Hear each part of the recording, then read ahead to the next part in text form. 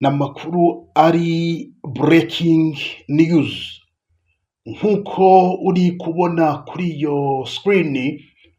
Uri buze kuza kuba wabona umukire uzwi hano mu gihugu cy'u Rwanda, nyiri Ingufu Gin Limited.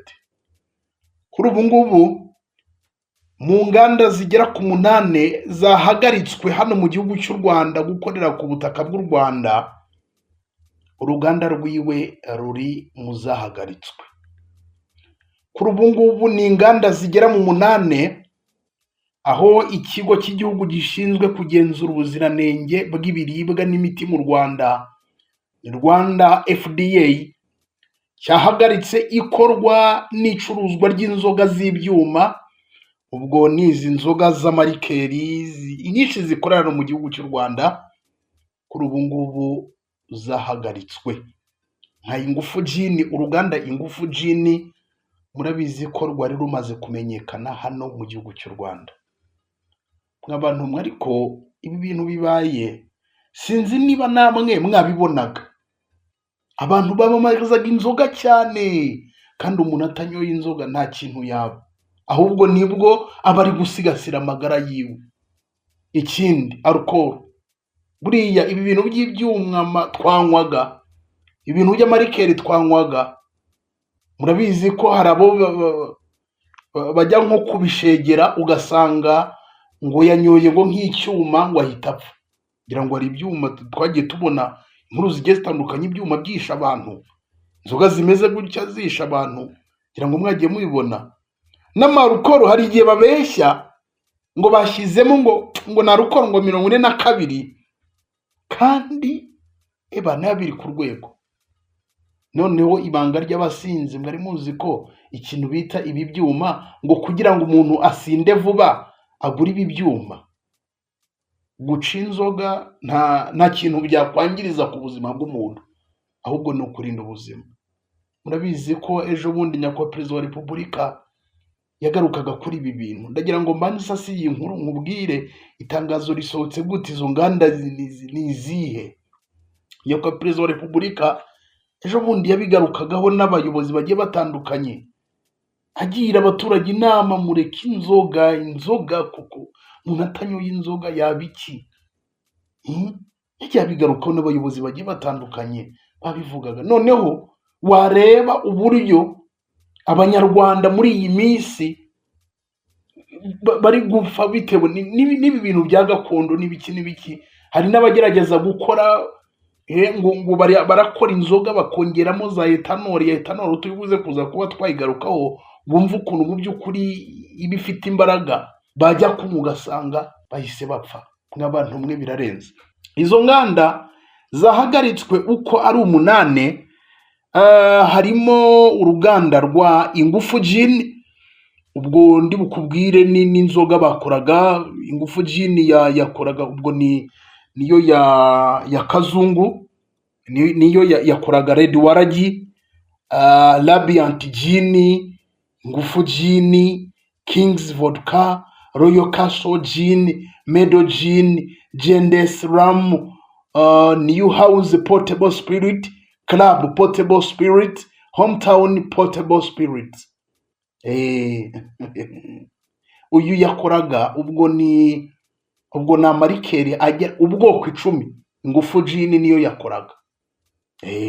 Hakaza NBG, ngo niba ari Norbert, ntabwo njya menya ibintu by'inzoga, ariko ngo isobanura inzoga, ngo Norbert niba ari yibanza ari Gin.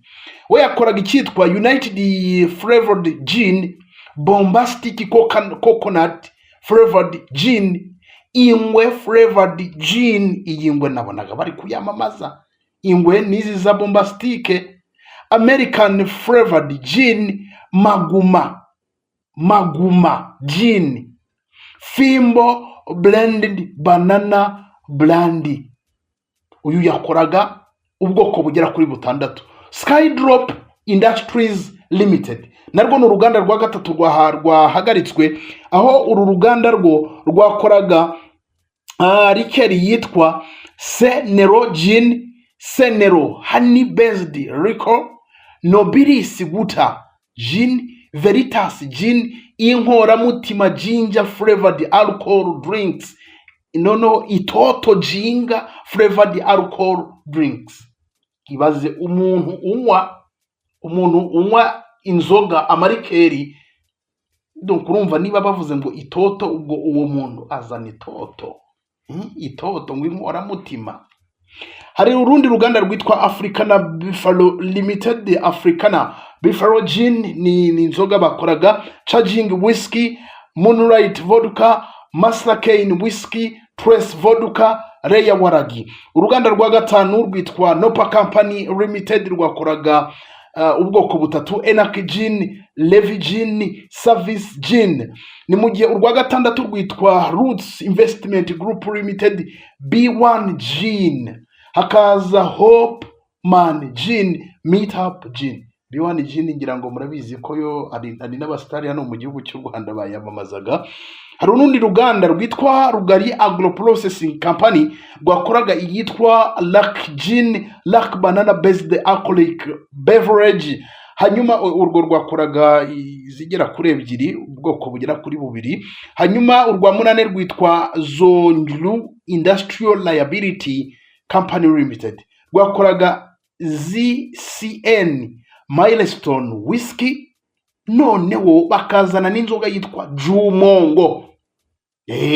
Urwo ni uruganda rwa munane kuri ubu ngubu rwaje kuza kuba rwahagwarikwa mu by'ukuri na Rwanda FDA. No kuvuga ngo ni itangazo rigenewe rubanda ryasohotse uyu munsi. Iki kigo cyashize ahagaragara kuri uyu wa 2 Kanama 2026, aho iki kigo cyagize giti hashingiye ku itegeko nimero 003/2018 ryo kuwa 9 z'ukwezi kwa 2 2018 rishyiraho ikigo cy'igihugu gishinzwe kugenzura ibiribwa n'imiti Rwanda FDA, rigena inshingano, imiterere n'imikorere byacyo, cyane cyane ingingo ya 9 mu gika cya 2. Nyuma y'ubugenzuzi n'isuzuma ry'iyubahiriza ry'amabwiriza mu rwego rwo kurengera ubuzima rusange, Rwanda FDA iramenyesha abakora ibicuruzwa, ababikwirakwiza, ababicuruza n'abaturage muri rusange ko hafashwe izi ngamba zikurikira zihita zitangira kubahirizwa. Hanyuma ni mu gihe ingingo ya mbere Rwanda FDA ifunze inganda zikora ibinyobwa bisembuye. Ubwo ni inzoga ziri ku rutonde, ni rura rutonde nabagejeho, kandi ikuyeho impushya zazo zo gukora. No kuvuga ngo ni inganda zambuwe ubuzima gatozi gukorera hano mu gihugu cy'u Rwanda. Ibicuruzwa byose byakozwe n'izo nganda biri ku rutonde rwa Annex rimwe bitegetswe gukurwa ku isoko. Rwanda FDA itegetse abakora ibyo bicuruzwa guhita batangira gahunda yo kubikura ku isoko. Ubwo uwo ari we wese utubahiriza amabwiriza azafatirwa ibihano biteganwa n'amategeko. Rwanda FDA irasaba abaturage guhita bahagarika kunywa cyangwa gukoresha ibicuruzwa biri ku rutonde. Ubwo nizo nzoga nakugejeho nabanje kukugezaho. Icyitonderwa, urutonde rw'izindi nganda zizafatirwa ingamba ruzatangazwa mu minsi iri imbere, mu gihe ibikorwa by'ubugenzuzi n'ishyirwa mu bikorwa by'amategeko bikomeje. Rwanda FDA irashimira abaturage n'abafatanyabikorwa kubw'ubufatanye no kubyumva. Ngayo nguko ni iri tangazo rya Rwanda FDA, iki kigo kije kuza kuba cyashyira hanze. Ni tangazo abantu benshi bari gusamira hejuru, ni tangazo abantu benshi bari kwishimira, ariko urumva ni n'igihombo kuri ba nyirizi inganda, ni igihombo nanone ku bacuruzi bari bafite ibicuruzwa bari bararanguye, cyangwa se n'abaranguza ubusanga bafite amadepo bararanguye ku ruganda. Ni igihombo, ariko bategetse ngo ibyo byose ni uguhita bikurwa ku isoko. Abantu benshi bari kubisambira hejuru bati koko, ariko wa mugani wareba ukuntu izi nzoga zamamazwaga rwose, abantu babashishikarizaga kunywa inzoga. bakagushishikariza kunywa inzoga, ngo iyi nzoga ngo itera akanyabugabo, ngo iyi nzoga ngo iyo uyinyoye ngo urugo rwawe ngo rutahamo umunezero. Hari iyamamaza ry'izi nzoga mw'abantu, kandi wa mugani nk'uko nabikubwiye, umuntu atanyoye inzoga nta kintu yaba. Ariko umuntu niba ari no kubera wenda ibibazo by'iyi minsi, ariko abantu bari barishoye mu nzoga cyane cyane rwose. Nk'abantu mwe byari biteye ubwoba, abantu bave ku nzoga ubwo nyine bamwe ku mazi, cyangwa se bajye mu nzoga nyine zizindi. Ariko urumva nyine ubugenzuzi buracyakorwa, ngo hari izindi nganda nazo zikorera hano mu gihugu cy'u Rwanda zishobora gufungwa. Reka nsoreza aha, reka ndeke kuvuga byinshi, nuko nguko bimeze. Ese wowe ubyakiriye gute? Izi nzoga wazibonaga gute? Ahantu utuye abantu bazinywaga? Ese wabibonaga gute? Wowe wabibonaga gute ibijyanye n'izi nzoga? Ko abantu benshi bavugaga ngo zangiriza abantu. Noneho nari nibagiwe kukubwira kuri iki kinyabutabire cyitwa etanolu. Ubundi etanolu na rukoro, iya rukoro ujya kubona ukabona ngo ni 42, ariko iya rukoro irakaze, ni nayo yangiriza. Kubera ko muzi ko hari abantu bagira ngo barayivanga n'amazi ngo n'ibiki ngo bakora inzoga. Etanolu mwari muzi ko ari umwe mu yishe ngo wa muhanzi wapfiriye muri gereza, umuraperi wapfiriye muri gereza, ngo bavangavanze ngo bamusomyaho, bihita bimubana ibibazo, bajyanwa ku bitaro. Mu by'ukuri ibintu bimeze nabi. Ngira ngo uko basobanura etanolu alcohol, ubundi bakunze kuyita ethyl alcohol or grain alcohol, is a clear flammable liquid with the chemical formula. Ifite formula abantu bazi bijyanye na chimie ngo ni CH3 CHD OH. It is the main type of alcohol found in drinks. Na alcohol bashyira muri drinks. It is also widely used as fuel. Weruzi ko ikoreshwa amafuili nk'ibi bintu nyine bashyira aya ma essence bashyira mu modoka.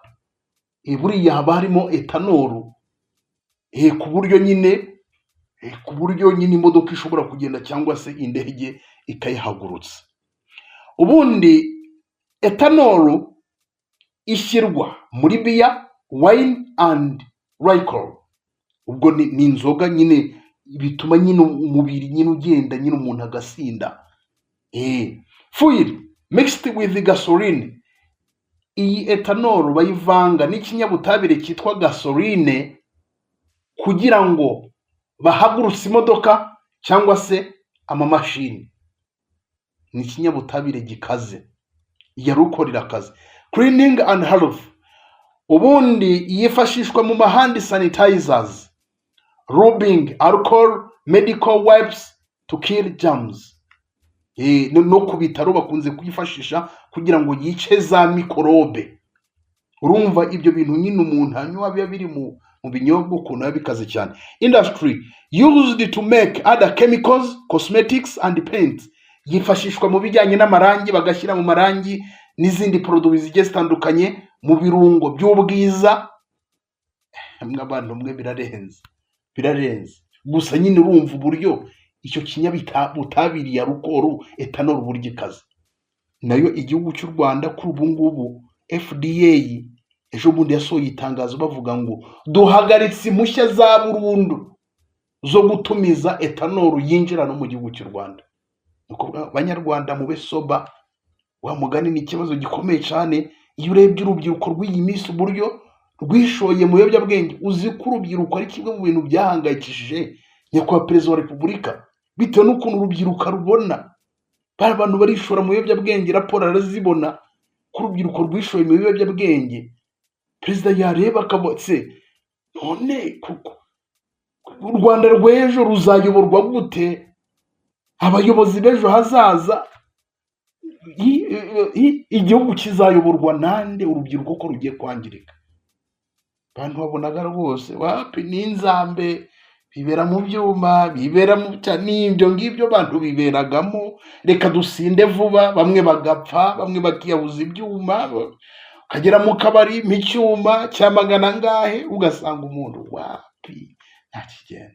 Reka nsoreza, mutwandikira ibitekerezo byanyu, ubyakiriye gute? nitwa Shadu, reka ngewe dukomeze tubane mu yandi makuru agiye atandukanye.